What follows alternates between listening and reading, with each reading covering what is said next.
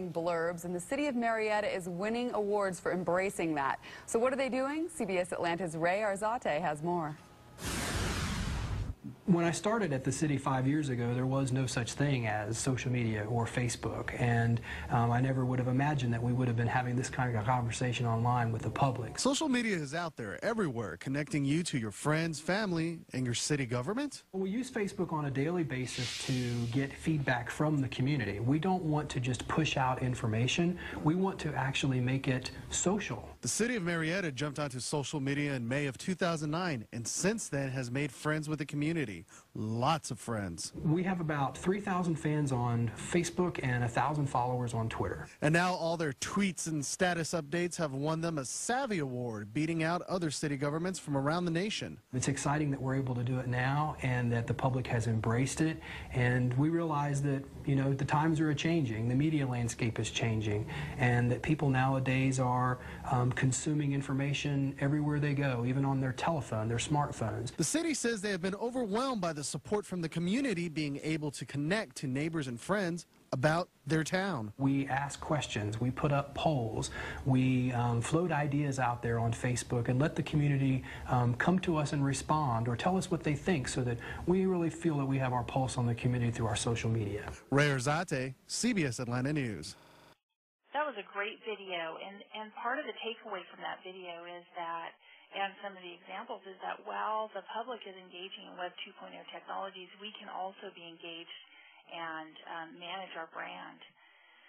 In prediction number 9, we've already talked about that. Budgets are going to be lean, and that's really kind of our new normal. That we're going to have to be very, very good at growing our own internally. And the other thing that we can look to the future for with regard to Web 2.0 technologies is that employees will innovate, add value, and save money for their organizations through collaboration and through learning from each other. Let's take a look at some examples. This is Fed Mentors. This is the federal government's answer to mentoring and coaching in anticipation of, again, just like us, unprecedented losses of employees. And what they've done is they capture video clips. They have 6 key questions for each of their executives, and they use YouTube to capture video clips and post them up around key questions. And in this case, it was there anything you did earlier in your career that influenced your success? So this is one of the ways that they're capturing some of the knowledge that may be walking out the door. There's also mentoring and coaching, an online program through Cal ICMA where they have one-on-one coaching available anonymously, which is really great because for example, if I was a participant, I could be paired with an executive from another county. They would not know who I am, and I would not know who they are. So they're free to give me advice without fear of scrutiny or any issues coming up, and I'm free to share, you know, some of what's going on in my organization, of course, you know, with discretion, but without fear that it's going to impact me adversely as well. They also have a Dear East Coach column and free live webinars. This is IBM's version of capturing some of the executive leadership ideas and knowledge that's maybe leaving their organization in the next few years. Their highest level of coaching and mentoring is requiring their executive leadership to write a leadership blog for 1 full year. And so we think that's really great. The other thing that we're seeing is the rise in the socialized intranet. And this is software that organizations are purchasing. One of the organizations is Maricopa County, I believe, recently purchased one. But it's a new version of the intranet where employees would go and they could see organizational announcements. They could see their event and project calendar for their own calendar. They could be part of a variety of different groups by location, by work team, by project that they may be working on. They can also see status updates for people that they work with. and that they can pick and choose who they see those status updates from. They can follow specific projects or people that they may be interested in. And this is particularly great for executives who kind of they're interested in what's going on a specific project, and they can see every time that gets updated.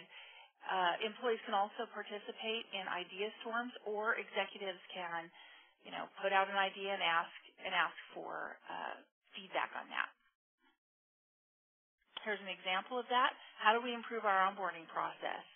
And a couple of ideas you see there: new employee FAQs, how to submit a ticket to IT support, some of those things, and just a sample of what an idea storm might look like. And employees can like it, and they can comment on it and build it before it ever gets to the executive level.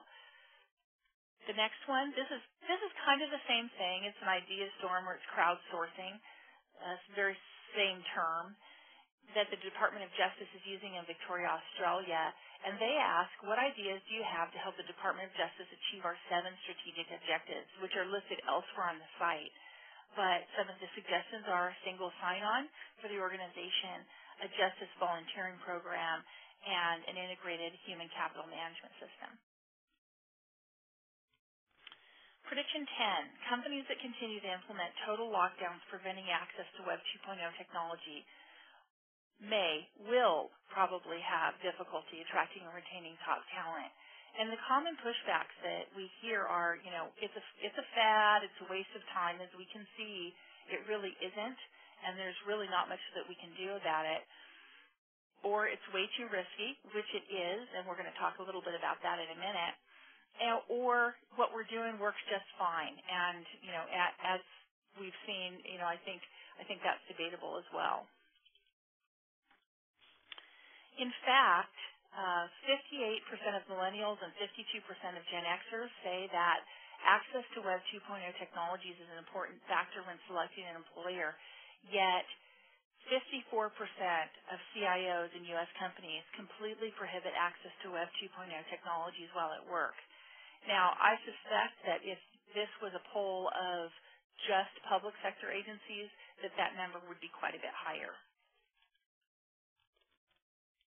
Prediction 11, there will be an ongoing struggle philosophically between the hierarchy and the network. Now, the network is nothing new. The network 20 years ago was called, it's not what you know, but who you know. It's the good old boys network. Most of the work gets done on the golf course.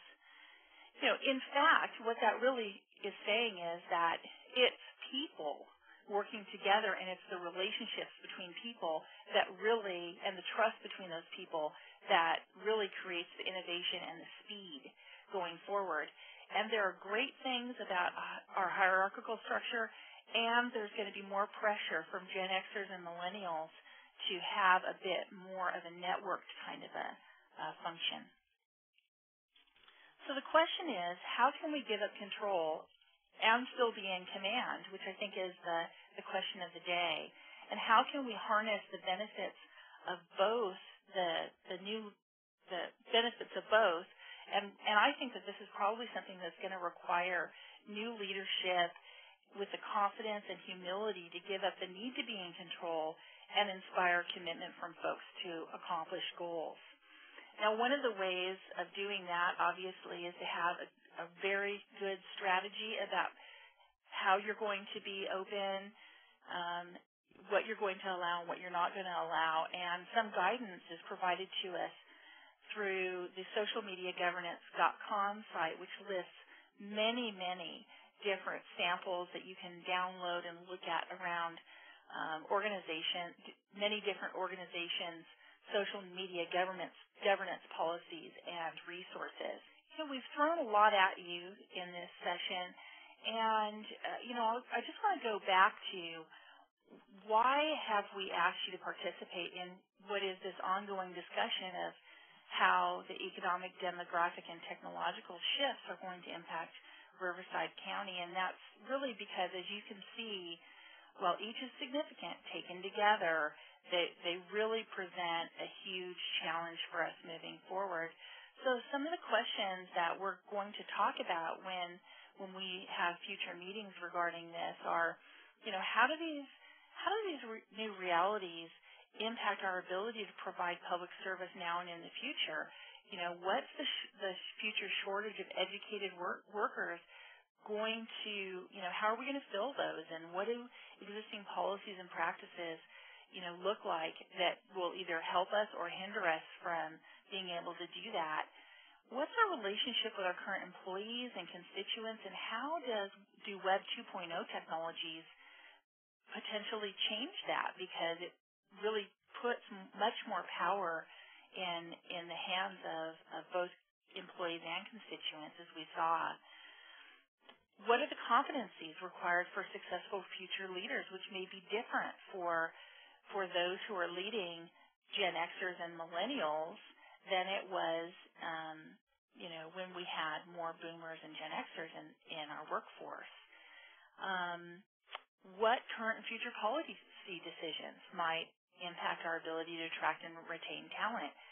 Will things like pension reform and collective bargaining decisions that we make now, poor public perceptions of county workers, impact our abilities? And then, what about the decisions that we need to make moving forward about technology, not just our strategies about Web 2.0 technologies, but about our investments of technology across the organization? I looked at Career Bliss, and one of the reviews said, well, it was a great place to work, but their technology is kind of old. Will that impact our ability to attract and retain the best and brightest employees in a highly competitive market? These are the kinds of questions that we'd really like to invite you to attend future meetings and help us discuss and strategize about.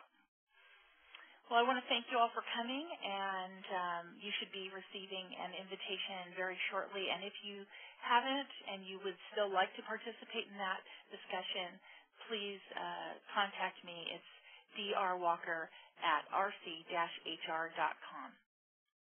Thank you.